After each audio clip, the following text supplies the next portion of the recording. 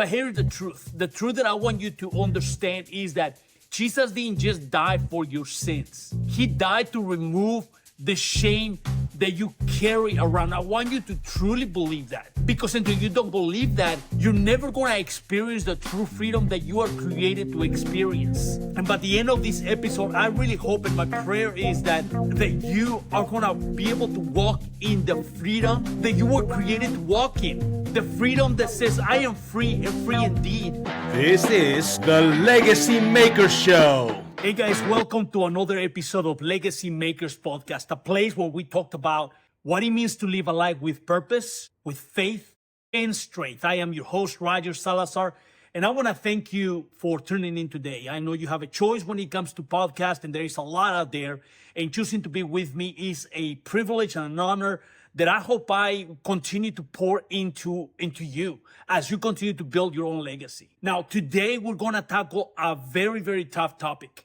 A topic that we try to stay away from, but we live in that space, most of us. It is not light, it is not comfortable, but it really is necessary for all of us men who are trying to build a legacy. We're gonna be talking about shame. Shame. Not guilt only, but shame. The heavy cloth, the clock that we carry around, that big old coat of heaviness that we have worn for so long and that we believe that has become part of our identity, of who we are. Imagine this. Imagine that you wake up every single day and you put an iron vest on you, and that's how you walk the entire day. Now, it may be okay for the first, 30 minutes, an hour. If you're very, very athletic, probably a couple hours. But it's going to be a point where it's going to be very, very uncomfortable. It's going to start hurting your legs, your back. It's going to begin to impact the way that you interact with people. Why? Because you are not meant to carry this big old coat. And the reality is that we carry this heavy cloth, heavy, what let's just call a rope around us called shame. Shame tells you that you are not enough. Shame tells you that you're never going to measure up. Shame tells you that you're never going to really reach your full potential because it's continuing to pull you down. It's not allowing you to experience the joy and the happiness and the fullness that there is out there because it keeps in the dark, keeps you almost like numb, that prevents you from reaching all what you're called to reach. Now, the worst thing about this shame that we carry around, it whispers at you and at me saying, if people really know who you were, if your wife will really know who you are, if your church, if your community, if your bodies, if your friends will really know who you are, they will not have any relationship with you. They will not want to be around you. They will not have a respect for you. But here's the truth. The truth that I want you to understand is that Jesus didn't just die for your sins. He died to remove the shame that you carry around. I want you to truly believe that. Because until you don't believe that, you're never going to experience the true freedom that you are created to experience. And by the end of this episode, I really hope, and my prayer is that you are going to be able to walk in the freedom that you were created to walk in. The freedom that says, I am free and free indeed from this heavy coat. You begin to walk in lightness. You will begin to walk in the almost like a feather. Why? Because this shame is being removed from your back. This freedom, I pray that at the end of this episode, you experience freedom that you have never experienced in years, if not for a very, very, very long time. So I want you to tune in and I want you to truly say, not think about what is this represents of other people. I want you to truly zone in and to say, what is this episode speaking to me about? So the first thing we're gonna do before we tackle and go into the details of shame, we're gonna define it. We're gonna define what it is. Guilt says that you did something wrong. I did something wrong. We feel guilty. But shame says that there is something wrong about you. We feel guilty, and because we feel guilty, try to move away from that thing that is making us feel guilty. But shame, on the contrary, it begins to identify you. It begins to say there is something majorly wrong with you. if you experience something in your past that has been almost like that shame is shaping and defining who you are, how you interact with others, how you interact with your wife, how you interact with your kids, how do you interact with your coworkers, how do you really interact, even your finances. Why? Because shame puts a heavy load on you and almost like pushes you to believe something about yourself that is not so, because you begin to believe there is something majorly wrong with you. If you ever felt disqualified, have you ever felt unworthy? Have you ever felt that nobody really truly loves you? They're with you, they're hanging out with you, they care about you, but there is no way that they're gonna love you. If you feel that there is something that you have to prove in your work, that you have to prove with God in your church, you have to prove with your family, that you have to almost like thrive for acceptance, to thrive so people can accept you or embrace you. That means that you are dealing with shame in some shape or form in your life. This shame that you're feeling or I'm feeling is actually a spiritual condition that we're having right now. And the reality is that this spiritual condition that we are having is not just a new condition. It's not, this shame didn't just start 100 years ago, 200 years ago. This actually is something that humanity has experienced from the very beginning. If you look back in Genesis, and I have right here my trusty Bible, just because sometimes I feel like, you know what, it's important to go to the Word of God. You know, sometimes it is the best, or actually all the time, this is the best mirror that we can actually go to. But this is so amazing. In Genesis 3 says that Adam and Eve sinned against God. And because they sinned against God, what is the first thing they did? They hid themselves. They hid themselves because they felt shame. And they covered themselves with this, almost like this layer of feeling that with this, I should be able to I should not feel as guilty or as shame as I feel right now. So they doctor themselves these fig leaves. And what does God do? What does God do when he walks into the garden? He comes asking, Adam, where are you? Adam, where are you? As if God didn't know where they were. He knew where they were. So why was he asking this question? Where are you, Adam? He was doing it for Adam's benefit because he knew that shame disconnected man with God. There was a disconnection. And all God wanted is Adam to come forward and begin to express what he had done. Reconnect with God, asking forgiveness. Reconnect with God, asking, hey, I made a mistake. I don't want to feel this shame in your presence. I don't want to feel disconnected from you. So God wasn't asking, where are you? Because he didn't know who he was. He was asking so he will come forward and basically experience God's forgiveness. And he will begin to experience that relief or the release of the shame that he was feeling. Shame hides us from God, guys. Shame hides you from others. And I'm not talking about you don't want to be in front of your spouse, but it prevents you from connecting in a deeper way. You may be connected on the superficial way, but I'm talking about connecting in the very, very inner part of your being. Shame disconnects you from yourself because you begin to believe a lie about yourself. You begin to believe an identity that you're starting to believe about yourself. So it's a disconnect from who you really are and who you think you are. At this point, I want us to remember this. The bruises that Jesus took before he was crucified and while he was being crucified, the bruises and the scorn that he had to go through, it was so you will have a physical healing. It wasn't just so you can have a physical healing. That's what I meant to say. It was for you to experience an inner healing from the shame that you carried in the depths of your will. And that hits different. That when you understand this, when you see the cross, it's not merely a wooden cross. When you see the cross, it's a sign that you've been healed from your inner shame. Some of you are listening today and the shame that you experience, it may not come from what you've done. Maybe the shame, something that you've done, something stupid that you've done, something ridiculous, something that you allow yourself to get into, that you didn't really meant to. All of a sudden, you found yourself involved into something that you didn't even want it to. But some of you who are listening, shame comes from for something that was done to you and I. Maybe an abuse when you were a child. Maybe an abuse, emotional abuse by your father, by your earthly father. Maybe an abuse by your earthly mother. Maybe an abuse by your siblings. Maybe you received rejection.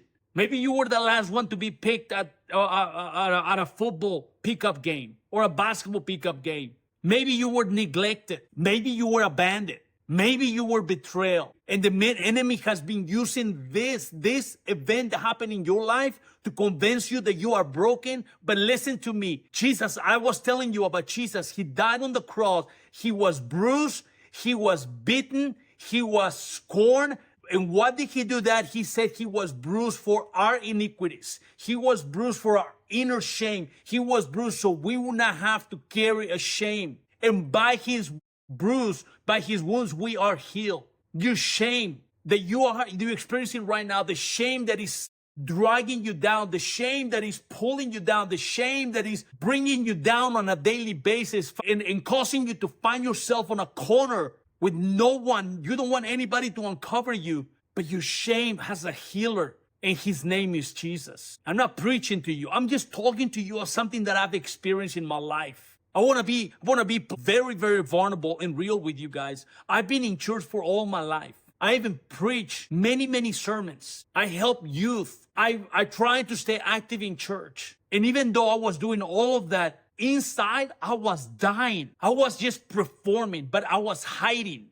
I was smiling to others while I was drowning in the shame of what happened to me in the past, things that happened to me as a child.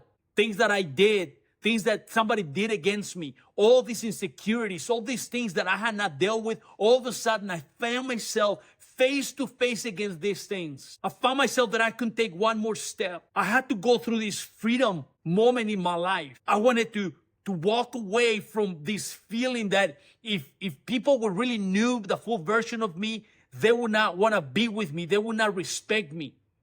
And I remember going into the group of amazing men around me when I became vulnerable, when I became open, when I became transparent. And all of a sudden I began to experience a freedom that I never knew existed. And I stopped hiding behind my performance. And in there, I felt the most amazing acceptance from God, because brothers around me embraced me, encouraged me, accept me the way that I was. And in that moment, that brokenness that I felt, when I began to be open, when I began to be honest, I began to experience a healing that I never knew existed. Because grace doesn't meet you in our performance. Grace meets you when we are completely and utterly vulnerable, that we begin to open our hearts in our lowest point of our lives. You say, Roger, you just don't know what I've done. Roger, you just don't know what I've been involved in. If you just knew, you will understand. I want to take you to a moment that happened. There was a woman that is found in John 8, that it was caught in adultery. She was found in the act of adultery. These religious people pulled her out of the act of adultery. They dragged her, humiliated her, publicly shamed her. They threw her on the floor, on the ground, and they desired to stone her for what they found. Imagine her in the very presence of her Creator, halfway naked, if not completely naked, bruised, beaten, on the ground, crying, full of shame, because she believed something about herself. She believed that she was an adulteress. She believed that she was never going to change. And in that shame she was carrying, she was directing her life. She didn't see no hope for her. She found herself helpless. But Jesus kneels down and begins to write on the ground, and turns around to these people, says, let that person without sin cast the first stone.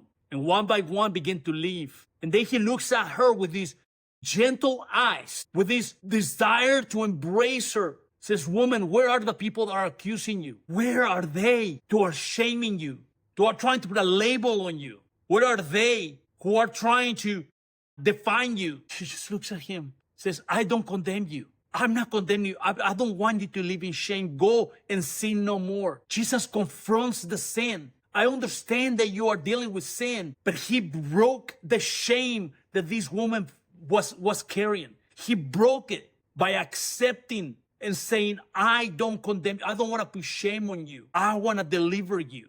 If you're a man that's carrying something, this coat, the heavy iron weight of shame over your back, hear this. God is not standing over you with a rock, accusing you, saying, I cannot believe you done that. He's not doing that. He's kneeling right next to you. And he's saying, I don't condemn you. I don't condemn you. And I want us to for a second, I want you to open your heart and be honest, be vulnerable. Right this moment, as you're listening to me, I want you to know that shame shows up in your life in a very subtle ways. Workaholism. It shows up because now you're trying to escape to your work because you're trying to prove that you're worth something. I'm not talking about not working, but when that becomes your life, your every second, maybe that the shame is drawing you into that because it's trying to prove that you're worth something. Maybe you are perfectionist and shame is there because you're trying to make sure that everything is perfect because you are afraid of failure, because somewhere along the way you felt like you fell. Maybe shame comes in a form of isolation because it says if you get too close to somebody, they're gonna see the real you. And you don't want them to see the real you, so you isolate yourself. Maybe it shows up in sexual struggles. Maybe you've been dealing with this from a young age, and that may be rooted not in loss, not in lust, but in a deep shame because of what happened to you, because of what had somebody else did to you, because what were you exposed to, and he's weighting you down, and he's telling you you're always gonna be this way. You're gonna be a freaking pervert. Then in reality, there's a little boy inside of you who's been dealing with this heaviness from a long time. Maybe shame comes in as an anger. It's shame's way to stay in control of you. So allows you, it wants you to be angry. So it can continue to have a grip on you. I'm not broken. You're not broken, my brother. You're just burdened. God doesn't shame you for your shame. Even if you're feeling shame right now, he doesn't shame you because of the shame that you're feeling. But he invites you into the light. He says, come to the light. Come to the light. This is the time that you step out from that cave of darkness. Come to the light. I am the light of the world. I want to shine upon you. I want to shine hope. I want to shine love. I want to shine peace. I want to shine faith over you. Come to the light. And I'm not talking about religion. I'm not talking about being more religious. That has not helped anyone. Religion without Jesus produces shame because the same religion is going to push you to isolate yourself because the religion is going to put burden on you that you cannot even bear, you cannot carry. Trying harder, doing more, being the man, it doesn't remove the shame, guys. You know what does? Righteousness, right standing with God. Righteousness removes shame. In Isaiah 61:10, I'm there in a second. 61:10 says, He has clothed me with the garments of salvation and arrayed me in a robe of righteousness. Think about this. What Jesus is trying to do is say, give me that coat, that robe, the iron robe that you've been carrying around called shame, and let me put a robe of righteousness over you. Jesus didn't die to improve you. He died so he can clothe you with righteousness, to remove the shame that has kept you bound. And he has put you a new coat of righteousness so he can call you a son, not a servant. So he can call you, you are cleansed, you're righteous, you're just. Not because of you, but because of the rope of my righteousness that is around you. Now, here is the practical steps to break shame of your life. Please write this down. Please make sure that you make a note of this, because this will begin is on your path to freedom. First of all, the first thing I want you to do is acknowledge that you cannot do it on your own, that you need God to help you. Okay? You cannot do it on your own. I don't care how strong you are. You have been carrying it for a long, long time. It's time for you to let it go. Name your shame. Bring it to the surface. Give it a name. What is your shame of? Are you ashamed because you feel that you had inclination towards your same sex because of what happened to you when you were a child? Do you feel that you're ashamed because took stuff from somebody and that's how you made some money? Do you feel ashamed because you think that you are a pervert because of what you've been involved in, or you're an addict? What is your shame? Name it. What lie are you believing? Are you believing in? What is the lie that the enemy has labeled you with? Name it. Confess it. That's number 2. Confess that to God, number 1, and to a trusted brother. Find a brother. Confess what is weighting you down, what is creating this shame over you. Confess it. James 5:16 says, confess your sins to one another and pray. Confess it. Find a brother, find a group of brothers. If you don't, just send me a comment. Say, hey, call me. Here's my email. Reach. I don't know. I want you to understand that you can find a brother. I want to be the brother if you don't have somebody. But please confess it. Number 3, replace it. You gotta begin to speak the truth over your life. It's been so long that you believe a lie over your life. It's time for you to believe a truth, to begin to speak truth over your life. So replace it. Shame says you are unlovable. Says I am accepted and I'm beloved. Shame says that you're never gonna change. Truth says I am a new creation. You are a son, my brother. You are the workmanship of God's hands. Number 4, remember it's done. Remember it is done. It is over. Finito. Completo. Terminado. Acabado. Put whatever adjectives you want to put in there, my brother. In Hebrews 12, it says, for the joy set before him, he endured to the cross, scorning his shame. He carried all is done. He carried on the cross, so you don't have to carry. Take off that coat of iron that is weighing you down. It's over. It's time. It's time to step into the light. Stop holding to it. Stop holding to it. It's time to let it go. Wherever you are right now, whether you're driving, you're walking, you're sitting, I want you to take a deep breath right now. God is trying to speak to you, and there is a freedom awaiting from you on the other side. And this is up to you whether you take this freedom. So take a deep breath and say this out loud in your heart or out loud, however you feel comfortable. Just say this. God, I bring you the places I've hidden. I bring you the shame that I've carried. I bring you the shame that I've carried. I laid at the cross. I right now receive your love. I receive your forgiveness. I receive your righteousness. And I receive my identity as your son. Brothers, welcome to a new level of freedom. The enemy is going to lose when men like you step into truth. You know who is going to win? You, your wife, your kids, your family, your girlfriend, your community, your church, your job, your city. When you step as men into the freedom that is given to you freely and begin to believe who he says you are. Guys, I just want to say we are living a legacy not because we lack of flaws, right? We're building a legacy not because we're perfect. But one thing we're going to do, we're going to leave a legacy without shame. Your kids don't need a perfect father. They need a free father. Your wife doesn't need a flawless husband. She needs a present husband. Your brothers don't need a preacher. They need an honest friend. Shame ends with you right here, right now. It's over, it's done. Time to change the page. Start a new page, free of shame. And if this episode spoke to you, I'm going to implore you, I'm going to beg you to share with another brother. And then start a conversation with them. Reach out to somebody. Be honest. Be transparent. It is time. It is your time. We are not meant to do this life alone. We are meant to walk alongside with our brothers. Not face to face, but shoulder to shoulder. We are a legacy makers. Not because we are perfect, but because we are surrendered. Because we are honest, open, and transparent. Until the next time, stay strong, stay real, and stay free. God bless you guys.